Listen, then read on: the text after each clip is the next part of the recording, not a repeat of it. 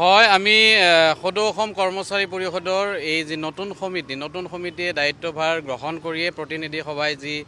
প্ৰস্তাৱনা দিছিলে সেই প্ৰস্তাৱসমূহ আমি মাননীয় মুখ্যমন্ত্ৰী মহোদয়ক জ্ঞাপন কৰিছিল আৰু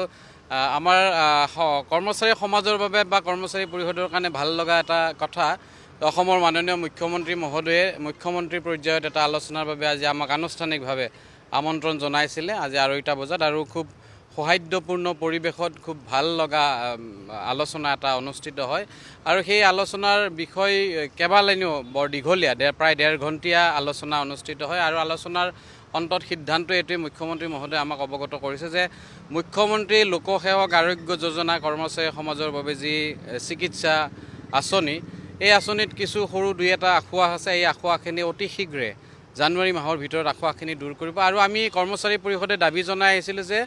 কৰ্মচাৰী সমাজৰ বাবে স্বাস্থ্য বীমা আঁচনিটো কেছলেছ হ'ব লাগে আৰু এই কেছলেছ ব্যৱস্থাৰ আজিৰ পৰাই এটা শুভাৰম্ভণি হ'ব বুলি অসমৰ মাননীয় মুখ্যমন্ত্ৰী মহোদয়ে আমাক ঘোষণা কৰিছে যে প্ৰথম পৰ্যায়ত এই কেছলেছ অসমৰ যিসমূহ চৰকাৰী খণ্ডৰ চিকিৎসালয় আছে এই চিকিৎসালয়সমূহত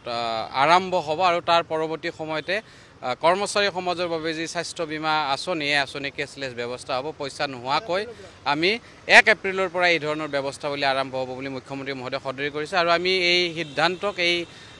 সদৰিক আমি সদৌ অসম কৰ্মচাৰী পৰিষদে আদৰণি জনাইছোঁ সমান্তৰালভাৱে অসমৰ 13,000 কৰ্মচাৰী ফিক্স পে কেজুৱেল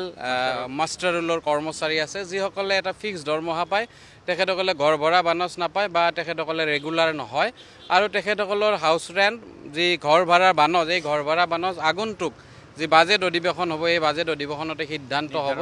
নিৰ্ধাৰণ হ'ব আৰু বাজেট অধিৱেশনৰ পিছতে মুখ্যমন্ত্ৰী মহোদয়ে আশ্বাস প্ৰদান কৰিছে যে 1 এপ্ৰিলৰ পৰা কেজুৱেল মাষ্টাৰ ৰোল ফিক্স পেৰ কৰ্মচাৰীসকলে ঘৰ ভাড়াৰ বানচ পাব আৰু সবতকৈ ডাঙৰ এটা ভাল লগা কথা হৈছে যে NPS ব্যৱস্থা OPS হোৱাৰ বাবে যে 2025 চনৰ NPS ব্যৱস্থা আৰম্ভ হোৱাৰ প্ৰাক মুহূৰ্তত যিখিনি কৰ্মচাৰীৰ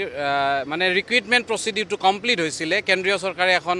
অফিচ মেমৰেণ্ডাম উলিয়াইছিলে আৰু সেই অফিচ মেমৰেণ্ডামৰ সমান্তৰালভাৱে অসম চৰকাৰেও এখন অফিচ মেমৰেণ্ডাম উলিয়াব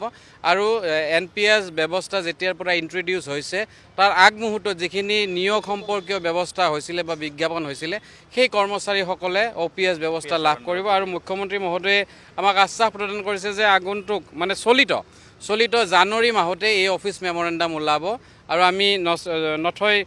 আনন্দ অনুভৱ কৰিছোঁ সুখ অনুভৱ কৰিছোঁ অসমৰ বিভিন্ন বিভাগৰ চৰকাৰী বিভাগৰ সাৰ্ভিস ৰুল নাই সেৱা বিধি নাই যাৰ ফলত কৰ্মচাৰীসকলৰ প্ৰমোশন বেনিফিটৰ পৰা বঞ্চিত হৈ আছে আৰু মুখ্যমন্ত্ৰী মহোদয়ে কৈছে যে অতি শীঘ্ৰে অসমৰ যিসমূহ বিভাগৰ সেৱা বিধি নাই সাৰ্ভিস ৰুল নাই সেই বিভাগসমূহৰ সাৰ্ভিস ৰুল নতুনকৈ সৃষ্টি কৰা হ'ব বুলি আমাক আশ্বাস প্ৰদান কৰিছে আৰু আটাইতকৈ ডাঙৰ সিদ্ধান্ত এটা হৈছে যে যিসমূহ চাকৰিৰ এন্ট্ৰি কোৱালিফিকেশ্যন গ্ৰেজুৱেট স্নাতক আৰু সেই স্নাতক এন্ট্ৰি কোৱালিফিকেশ্যনৰ চাকৰিসমূহৰ দৰমহা কিন্তু স্নাতক নহয় আৰু মুখ্যমন্ত্ৰী মহোদয়ে আমাক আশ্বাস প্ৰদান কৰিছে আৰু আজিৰ এই আলোচনাতে সিদ্ধান্ত হৈছে যে আগন্তুক দিনত অতি শীঘ্ৰে আমাৰ